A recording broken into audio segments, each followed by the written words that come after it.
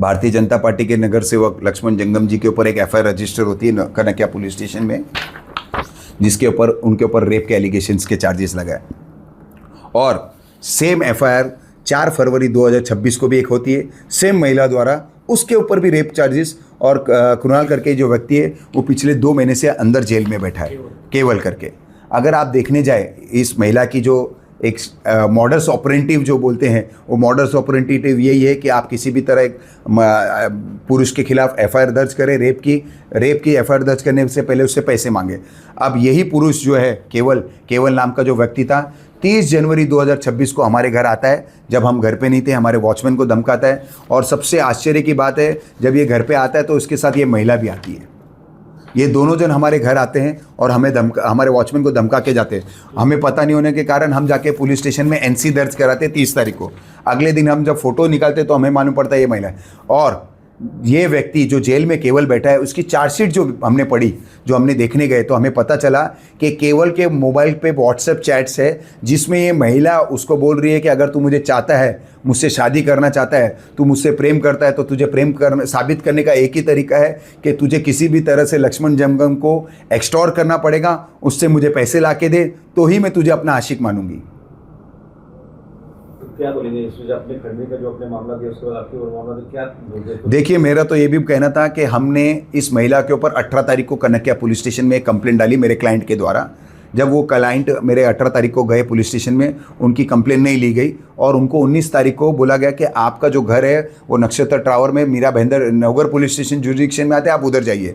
तो 19 तारीख को वो उनकी तकरार जो कंप्लेंट मेरे जो क्लाइंट थे उन्होंने लक्ष्मण जंगम जी ने 19 तारीख को दी। 20 तारीख को हमारे क्लाइंट की एफआईआर रजिस्टर होती है। और सबसे आश्चर्य की बात है, जब हमारी एफआईआर रजिस्टर हो रही है वहाँ पे एक्सटॉर्शन की, उसी दिन कनकिया पुलिस स्टेशन में भी एफआईआर रजिस्टर होती है हमारे क्लाइंट के खिलाफ रेप को लेके। तो मेरा यही मानना था कि रेप कोई एक छोटा क्राइम नहीं है, बहुत बड़ा क्राइम है, जिसमें परिवार, इसमें आदमी खुद झुलस जाता है। आपको पता होगा कि एक रेप एफआईआर होने के बाद 3-3 महीने तक चार्जशीट फाइल नहीं होती, कितनी बार बेल नहीं होती, और पूरा परिवार कैसे मुंह के बल गिर जाता है, उनकी बदनामी होती है। तो मेरा यही मानना था, जब कनकिया पुलिस स्टेशन ये एफआईआर ले रहा था तो उनको ये ज्ञात था कि हमने एक्सटॉर्शन की कंप्लेन की है, तो उन्हें एफआईआर लेने से पहले एक बार वो कंप्लेन का भी संज्ञान करना चाहिए था कि उसमें क्या हुआ। साथ ही साथ उनको ये भी पता था कि इसी महिला ने नया नगर पुलिस स्टेशन में भी एफआईआर की, तो उसका भी ज्ञात था उन्हें। तो क्योंकि पुलिस स्टेशन है, उनको ज्ञात होना चाहिए था, और ये कंप्लेन लेने से पहले उन्हें सोचना भी चाहिए था कि क्या इसमें और भी हमें इंक्वायरी करने की ज़रूरत है एफआईआर लेने से पहले।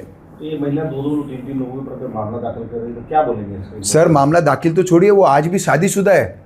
तो सुप्रीम कोर्ट की गाइडलाइंस है कि रेप और प्रॉमिस टू मैरिज जो होता है, जिस बेस पे उनका ऐसा बोलना है कि प्रॉमिस मेरे को किया गया था, शादी करेंगे, इसके लिए मैंने उनके साथ शारीरिक संबंध बनाए। पर सुप्रीम कोर्ट का ऐसा बोलना है कि ऐसे promise to marriage cannot be rape and it should not be consider. तो मेरा ये मानना है कि इस तरह से जब कंप्लेन हुई तो उनका काम था कि वो देखना भी कि अगर वो एफआईआर बनती है कि नहीं बनती है।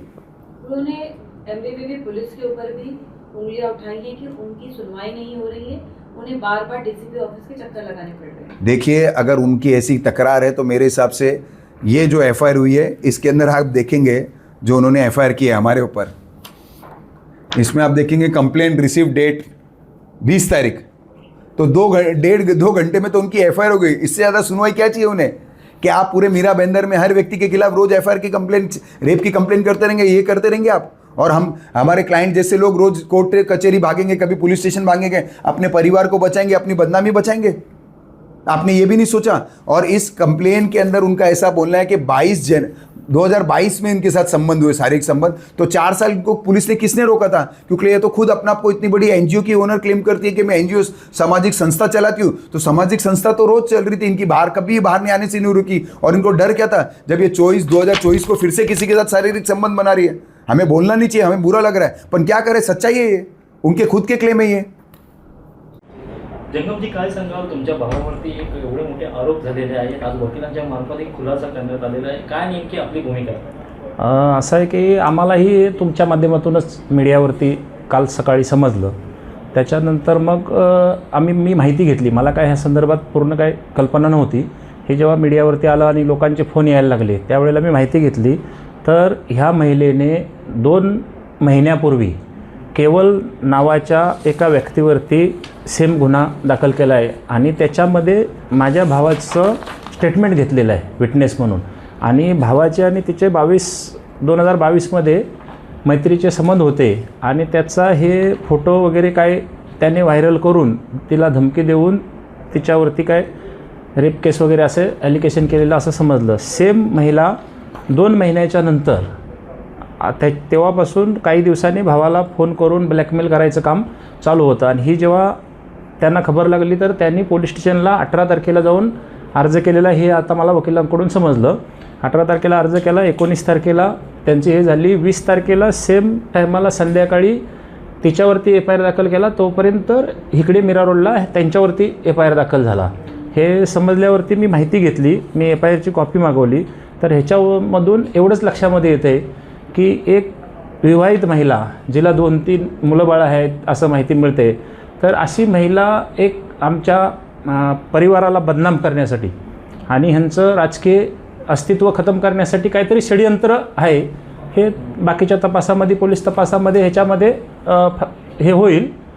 पण तोपर्यंत आपल्या लोकांनी आज हे विचारलं हे खूप चांगलं झालं. कारण एकमार्गी सगळं चालू बघायला मिळत होतं की महिलेवरती अन्याय झाला, हे झालं. तर आमच्याही कुटुंबाला त्याचा खूप त्रास होतो आहे आणि इथून पुढेही त्याची आम्हाला तकलीफ वाटते. नक्कीच तुमचे जे भाऊ आहेत एक स्वतः लोकप्रतिनिधी आहेत, तुमच्या कुटुंबावरतीही असे मोठे गंभीर आरोप केल्यामुळे परिणाम होऊ शकतो. आता नेमकी तुमची मागणी काय? आमची मागणी आहे की ह्याची चौकशी पोलीस करतायत. आमच्याकडे जे काय तिने मागणी केलेल्याचे जे प्रूफ वगैरे आहेत ते आम्ही सगळे कायदेशीर प्रक्रिया सुरू होईल तेव्हा कोर्टालाही देऊ आणि पोलिसांनाही देऊ आणि आमचा परिवार ह्या सगळ्याला सामोरं जाईल. तुमच्यातर्फे 30 तारखेला एक NC दाखल केलेली आहे, होय. तो काय होता?